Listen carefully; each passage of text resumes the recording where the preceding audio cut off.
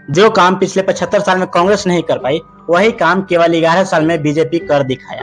काशी की सबसे प्राचीन घाट मणिकर्णिका घाट, जिसका मंदिर और मूर्ति को तोड़ा जा रहा है। बीजेपी सरकार बनारस कॉरिडोर की झांसा देकर हजारों मंदिरों को तोड़ दिया। अरे भाई 150 मंदिर टूट गया,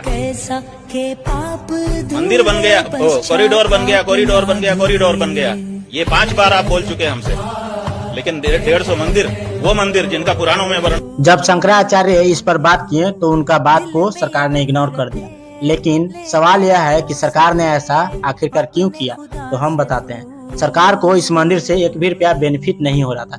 जो मंदिर से बेनिफिट होती है सरकार को, वही मंदिर रखते हैं और केवल वह हिंदू को इस्तेमाल करते हैं और उनका आस्था जाए भाड़ में, कुछ वह नहीं देखते हैं। कोई भी सरकार हो, अगर धर्म को पैसा के तराजू पर तौलेगा तो वह विकास नहीं, वह व्यापार कहलाएगा। और यह सीरियस कंडीशन गोदी मीडिया कभी नहीं आपको दिखाएगी, केवल हम दिखाएंगे। इसीलिए मुझे फॉलो कीजिए।